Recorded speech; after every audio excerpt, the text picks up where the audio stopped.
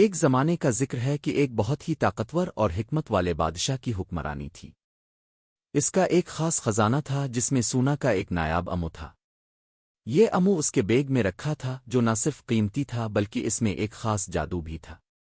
بادشاہ اس امو کو بہت عزیز رکھتا تھا اور اسے ہمیشہ اپنے ساتھ رکھتا تھا۔ اس کا یہ خزانہ اس کی طاقت اور حکمت کا نمائندہ تھا۔ ایک دن جب بادشاہ نے اپنے بیگ میں جھانک کر سونا کا امو نکالنا چاہا تو وہ حیران کن طور پر غائب ہو چکا تھا۔ بادشاہ سخت پریشان ہو گیا اور اس نے فوراً اپنے ملازم کو طلب کیا تاکہ وہ اس غمگین معاملے کی تحقیقات کرے۔ ملازم نے بادشاہ کے حکم پر سونا کے امو کی نگرانی کرنا شروع کر دی۔ وہ پوری رات جاگتا رہتا تاکہ امو کو چوری ہونے سے بچا سکے۔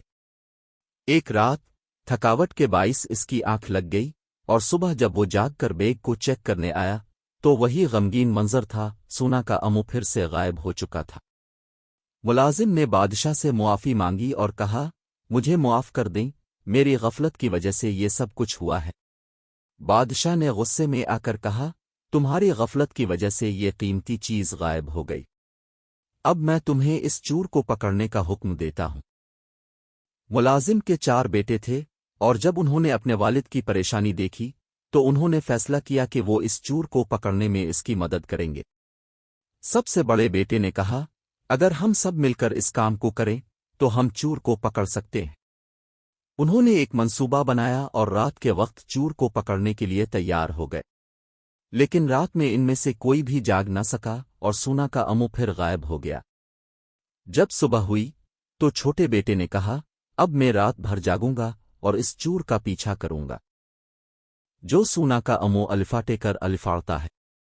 چھوٹے بیٹے نے فوراً طوطے کو پکڑنے کی کوشش کی لیکن طوطا بہت چالاک تھا اور اس سے بچ کر الفاڑ گیا۔ اس کے بعد وہ طوطے کا پیچھا کرتا رہا جب تک کہ وہ ایک جھیل کے قریب نہ پہنچ گیا۔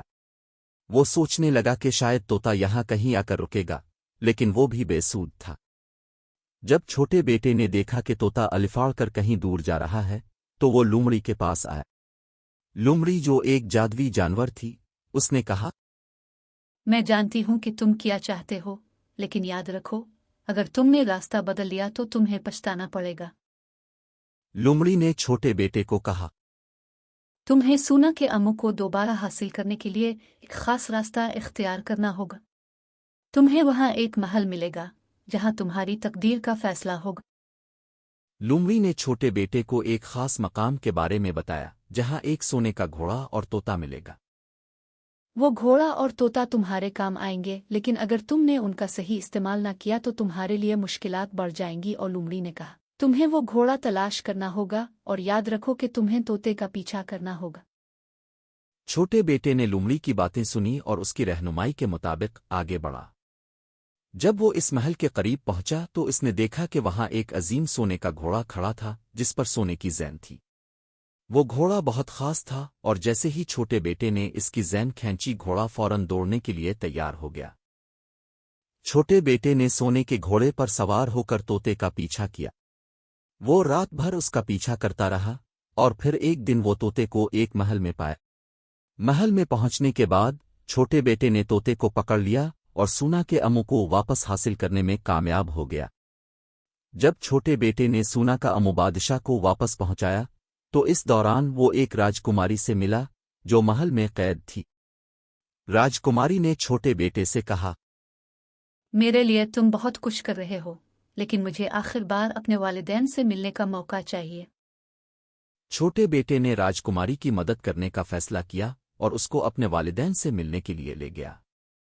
راجکماری نے چھوٹے بیٹے کو بتایا کہ اگر وہ اس کے والدین سے ملنا چاہتا ہے تو اسے ایک اور چیلنج کا سامنا کرنا ہوگا۔ تمہیں میرے والدین تک پہنچنے کے لیے ایک دیوار توڑنی ہوگی جو تمہیں صرف 2 دن میں کرنی ہوگی۔ چھوٹے بیٹے نے پورے دل سے اس چیلنج کو قبول کیا اور ایک دن میں دیوار کو توڑنے میں کامیاب ہو گیا۔ چھوٹے بیٹے نے اپنی محنت کے ذریعے نہ صرف سونا کا امو واپس کیا بلکہ راجکماری کو اس کے والدین سے بھی ملوا دیا۔ بادشاہ نے چھوٹے بیٹے کی جرت، ایمانداری اور لگن کی قدر کی اور اس کا انعام دیا۔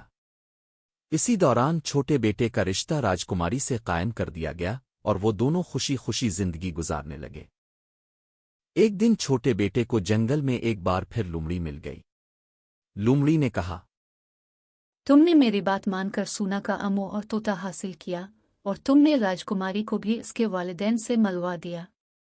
तुम्हारी कोशिशों का नतीजा तुम्हारे सामने है, लेकिन तुम्हें एक आखिरी सबक याद रखना होगा।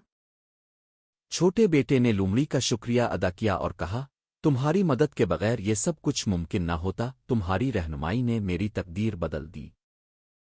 छोटे बेटे ने न सिर्फ सूना का अमू और तोता वापस किया, बल्कि अपने रास्ते पर चलकर न सिर्फ अपने खानदान को फख्र दिया, बल्कि बादशाह की नज़र में भी एक अहम मकाम हासिल किया। इसकी ईमानदारी और मेहनत ने इसे इसकी मंजिल तक पहुंचा दिया।